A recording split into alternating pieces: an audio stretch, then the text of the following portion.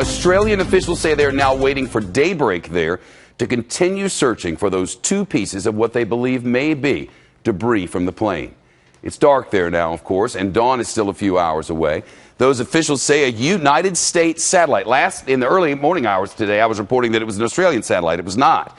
It was a United States satellite that spotted the objects 4 days ago on Sunday, about 3,600 miles from where the plane dropped off the radar. 3,600 miles. That's farther than the distance between New York and Los Angeles.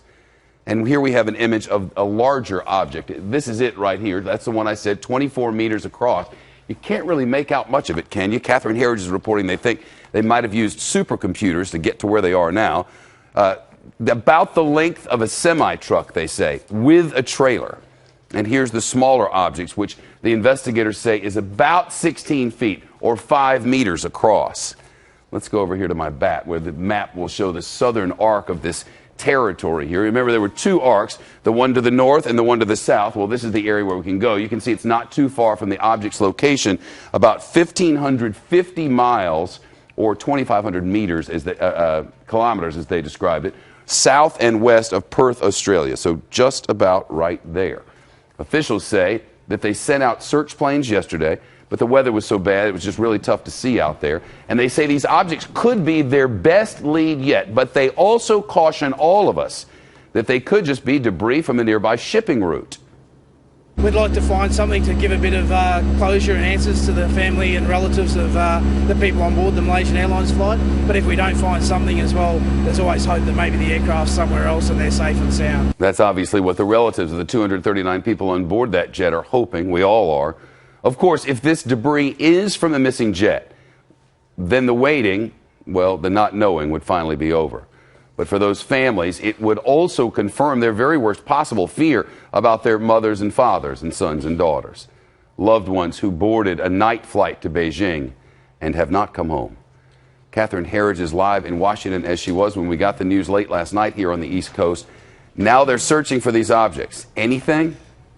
Well, Shep, it is a massive search on a historic scale at the ends of the earth after those two large objects identified by that American satellite firm Digital Globe were found within 100 miles of that narrow and refined search area in the southern Indian Ocean, 1,500 miles from Perth.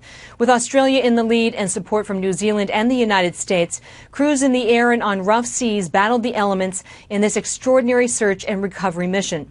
Among the assets, the world's most sophisticated surveillance and search aircraft, including the U.S. Navy's P-8 Poseidon. Once on station, the plane descended to an altitude of just 300 feet, skimming the water with radar and cameras amplifying the search, but no debris was sighted. Navy recovery officers who are familiar with the Poseidon say it really is the search's best shot.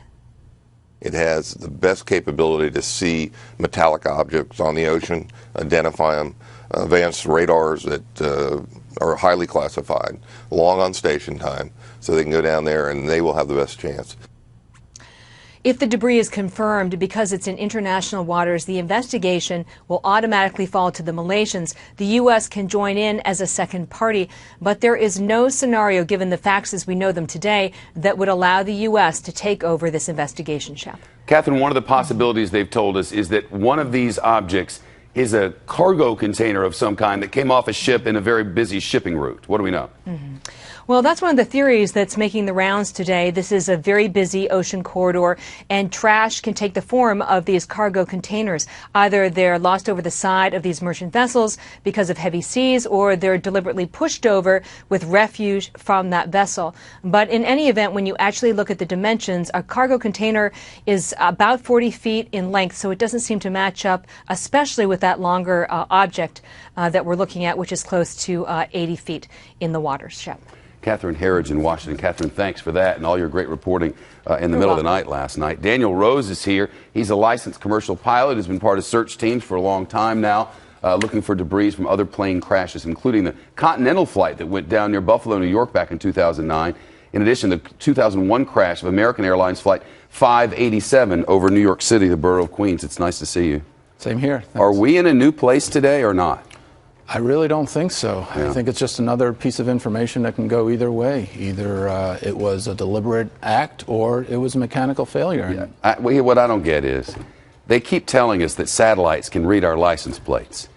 And this one, on Sunday, picks this up. They send it to all kinds of governments. They put a supercomputer on it. 4 days later, they tell us of its existence, and we can't even tell what it is. Right. Yeah, that's exactly it. I think what they were doing was scanning a big area so that showed up. I mean, we can certainly read license plates, but you got to know exactly where you're looking.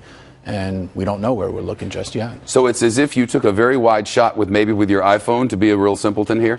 Took a really wide shot, and then you zoomed in as far as you could, and you took it to the Photoshop, and you zoomed in even farther, and you took it to but then they couldn't find it again to get another shot from the satellite. Right. That's a big ocean, and currents are moving, winds are blowing, and it takes a lot to, even when you know exactly where a piece of wreckage that big is, you really need to be right on top of it to see it, because waves and whitecaps play games with your vision, and ultimately it's the eyeball that's going to identify it. Yeah.